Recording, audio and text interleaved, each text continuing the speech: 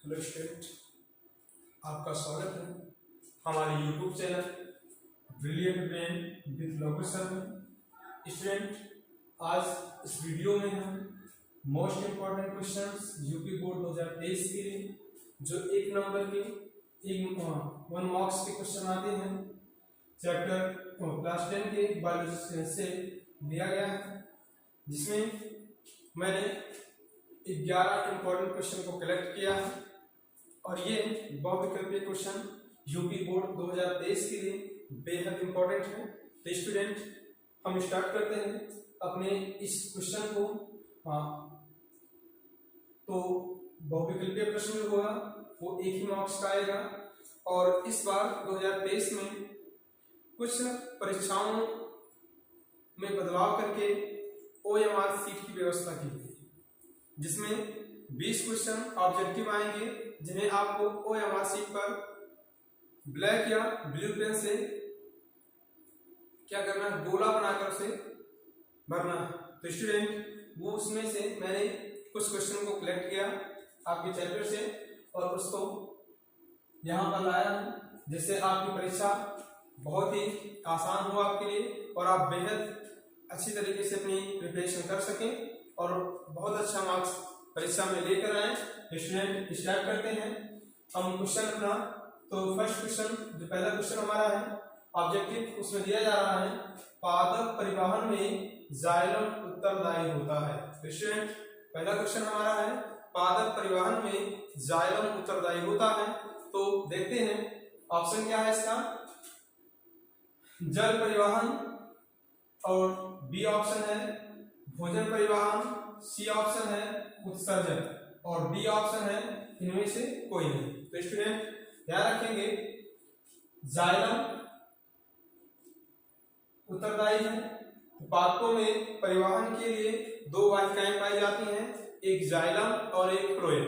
Student, जिसमें आपको ध्यान रखना है कि जाइलम से जल, जा से जाइलम, जा से जल, इसका मतलब हुआ स्टूडेंट जाइलम जो होगा उस जल का परिवहन करता है और फा से फ्लोएम और फा से फूड, फूड मींस भोजन, मतलब फ्लोएम जो होगा वो भोजन का परिवहन करता है। तो स्टूडेंट, भोजन का परिवहन फ्लोएम करता है।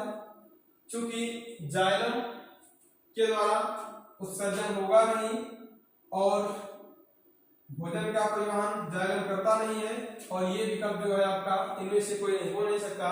तो स्टूडेंट, जा से जाइलम और जा से जल, इसका मतलब ये हुआ कि जो पादप में परिवहन है वो जाइलम उत्तरदायी किसके लिए होता है, जल के लिए। तो स्टूडेंट, हमारा ऑप्शन नंबर ए जो होगा इस प्रश्न के लिए सही आंसर होगा।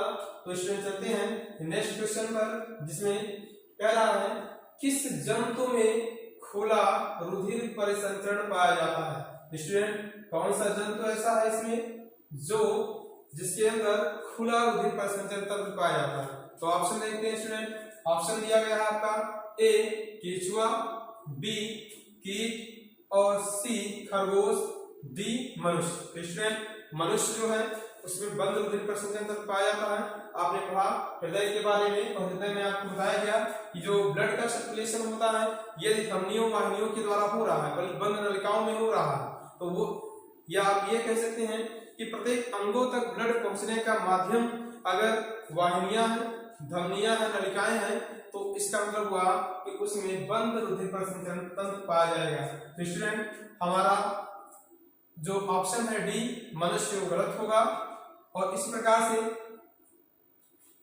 कार्डेट्स खरगोश भी जो होते हैं स्तनधारी में ही आते हैं, मनुष्य भी स्तनधारी के कैटेगरी का ही प्राणी है, इसलिए दोनों ही आंसर क्या हो जाएंगे, गलत।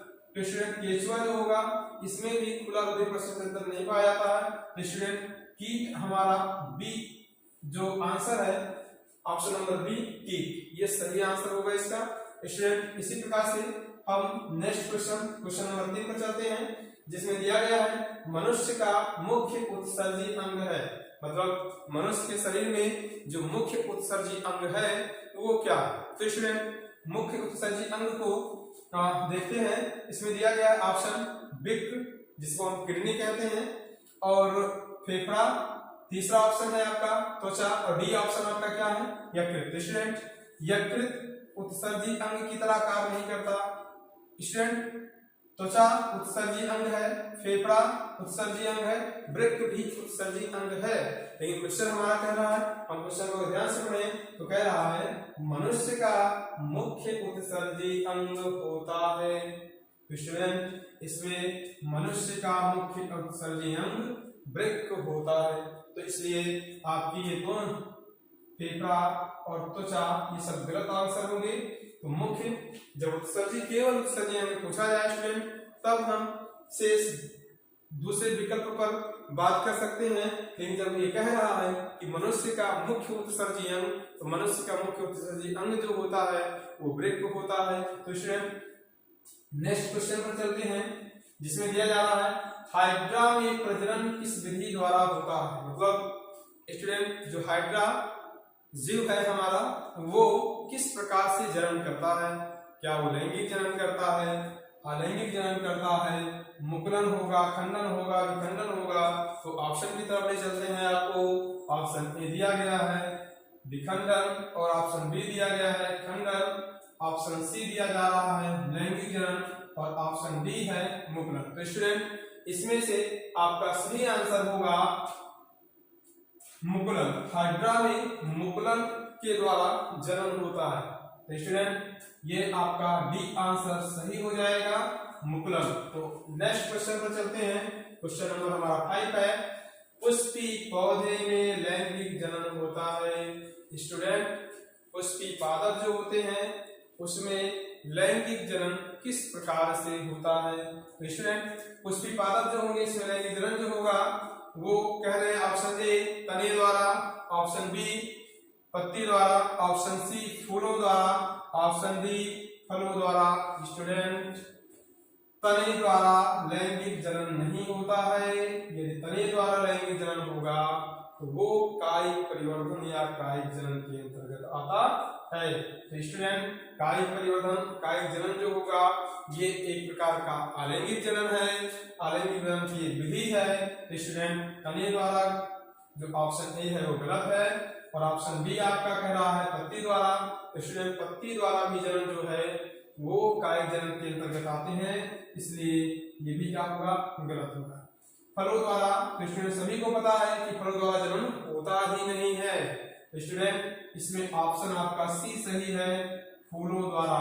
तो स्टूडेंट पादपों में फूलों को लैंगिक जनन अंग माना जाता है जिसमें नर भाग और मादा भाग दोनों पाए जाते हैं।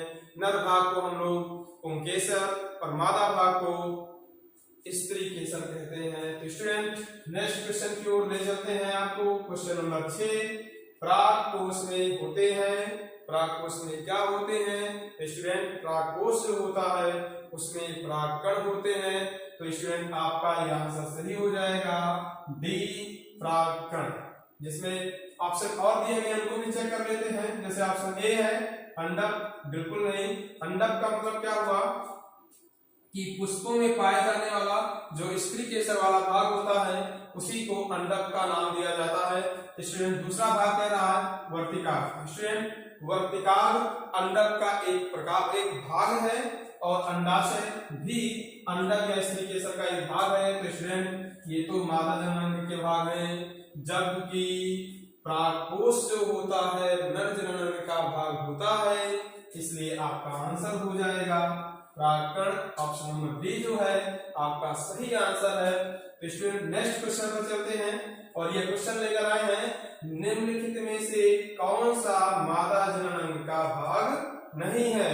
मतलब ये विकल्प दिए गए हैं 4 आपको और इसमें से पूछ रहा है कौन सा मादा जनन अंग का भाग नहीं है। मतलब मादा जनन तंत्र जो होता है उसमें से ये जो 4 विकल्प हैं आपको बताना है कौन सा ऐसा विकल्प है जो मादा जनन के अंगों में नहीं आएगा, मादा जनन तंत्र में नहीं पाया जाएगा। ऑप्शन ए देखते हैं अंडाशय। तो स्टूडेंट अंडाशय जो है वो मादा जनन का मुख्य भाग होता है, इसलिए ये ऑप्शन आपका गलत हो जाएगा क्योंकि यहाँ कह रहा है मादा जनन का भाग नहीं है। और गर्भाशय ये भी मादा जनन का भाग होगा। कह रहा डिंब वाहिनी, डिंब वाहिनी या इसे हम कहते हैं अंडवाहिनी, या इसे फैलोपियन ट्यूब के नाम से भी जानते हैं। स्टूडेंट ये भी क्या है, मादा जननांग का ही भाग है। तो आपका बचता है ऑप्शन नंबर डी, जिसे हम कह रहे हैं शुक्रवाहिनी। तो स्टूडेंट ये आपका आंसर सही होगा। डी आंसर जो आपका है, डी ऑप्शन ये आपका सही होगा। शुक्रवाहिनी, शुक्रवाहिनी मादा जननांग का भाग नहीं, बल्कि ये किसका, नर जननांग का भाग होता है। तो स्टूडेंट 8वें क्वेश्चन की ओर चलते हैं और ये क्वेश्चन है, द्वार कोशिकाएं पाई जाती हैं। तो स्टूडेंट द्वार कोशिकाएं आपको समझाया जाए कि द्वार कोशिकाएं जो होती हैं वह पादपों में गैसीय विनिमय या वाष्पोत्सर्जन में काम करती हैं। तो स्टूडेंट हमें चेक करना है कि द्वार कोशिकाएं कहाँ मिलेगी।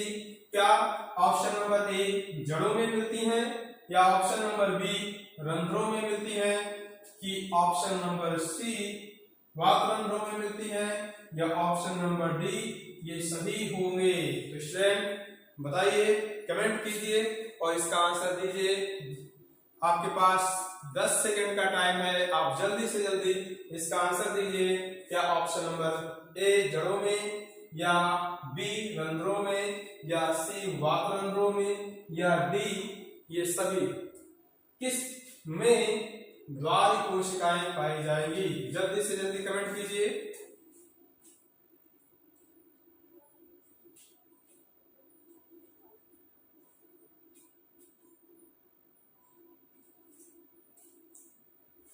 चलिए स्टूडेंट, तो हम बात करते हैं कि इसका सही जवाब जो होगा वो है रंध्रों में। स्टूडेंट पत्तियां जो होती हैं उसमें बहुत सारे सूक्ष्म छिद्र पाए जाते हैं, जिन्हें हम स्टोमेटा या पर्णरंध्र के नाम से जानते हैं। तो स्टूडेंट रंध्रों के चारों ओर एक कोशिका, एक विशेष प्रकार की कोशिका होती है, जिसे हम द्वार कोशिका या गार्ड सेल कहते हैं।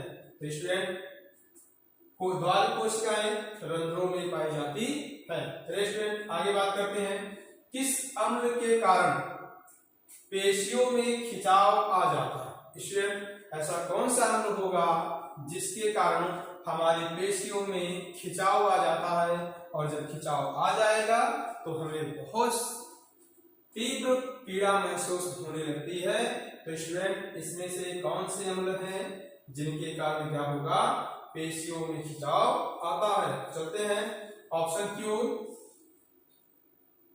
ऑप्शन ए है आपका सिट्रिक अम्ल, ऑप्शन बी है लैक्टिक अम्ल, और ऑप्शन सी है सल्फ्यूरिक अम्ल, और ऑप्शन डी है ऑक्सैलिक अम्ल। स्टूडेंट तो इसका सही जवाब, सही आंसर है लैक्टिक अम्ल। स्टूडेंट जब हमारे मांसपेशियों में अवायवीय शोषण होता है तो मांसपेशियों के मध्य लैक्टिक अम्ल का निर्माण होता है, जिसके कारण हमारी पेशियों में खिंचाव आता है और हमें असहनीय दर्द का सामना करना पड़ता है। तो इसका सही जवाब होगा कि पेशियों में खिंचाव आते हैं किसके कारण, लैक्टिक अम्ल के कारण। नेक्स्ट क्वेश्चन है, ग्लाइकोलाइसिस प्रक्रिया में या ग्लाइकोलाइसिस प्रक्रिया संपन्न होती है। स्टूडेंट ग्लाइकोलाइसिस प्रक्रिया जो है वो संपन्न होती है, मतलब ग्लाइकोलाइसिस की प्रक्रिया कहाँ संपन्न होती है। स्टूडेंट राइबोसोम में संपन्न होती है, पहला ऑप्शन है। दूसरा ऑप्शन है माइटोकॉन्ड्रिया में, तीसरा ऑप्शन है अंतर्द्रव्य जालिका में, या फिर चौथा ऑप्शन आपका है कोशिका द्रव्य में। स्टूडेंट सही आंसर इसका हम लोग ढूंढेंगे और आप लोग कमेंट करिए, जल्दी से जल्दी आंसर देने का प्रयास कीजिए। स्टूडेंट इसका सही आंसर होगा कोशिका द्रव्य में। तो डी ऑप्शन आपका सही है कि ग्लाइकोलाइसिस की प्रक्रिया संपन्न होती है किसमें, कोशिका द्रव्य में। तो ऑप्शन डी आपका सही आंसर होगा। स्टूडेंट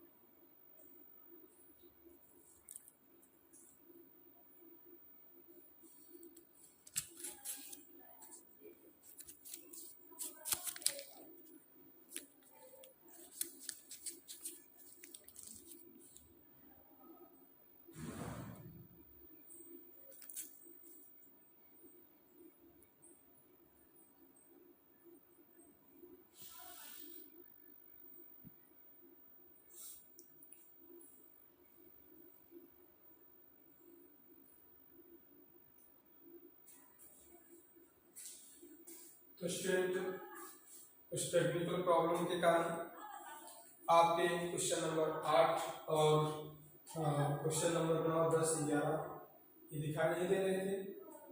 तो हम फिर से रिपीट करते हैं। आपका क्वेश्चन नंबर 8 द्वार कोशिकाओं में पाई जाती है।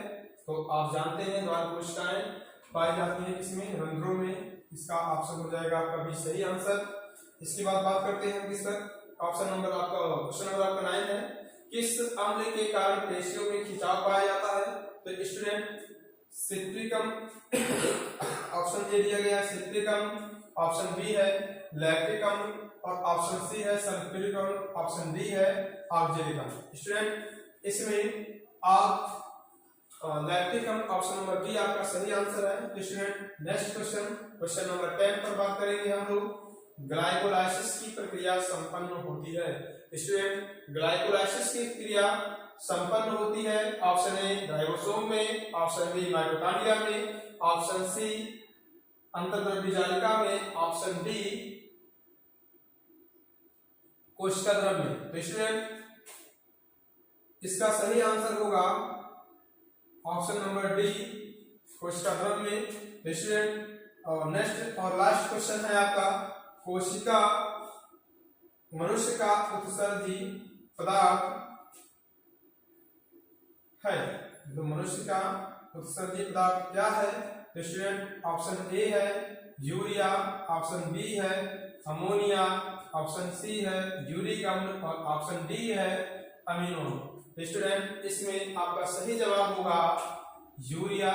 मनुष्य का मुख्य उत्सर्जी अंग जो होता है वो यूरिया है, इसलिए आपका सही जवाब क्या है option number A urea. Student इसी के क्रम में हम नेक्स्ट क्वेश्चन को भी लाएंगे।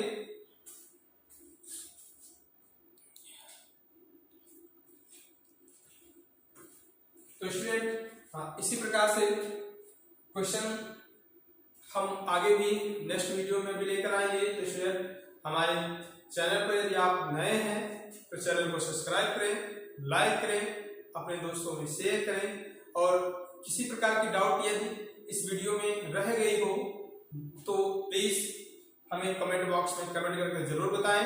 हम उस डाउट को क्लियर करने का पूरा प्रयास करेंगे। तो स्टूडेंट इसी के साथ हम ये वीडियो स्टॉप करते हैं। जय हिंद, जय भारत।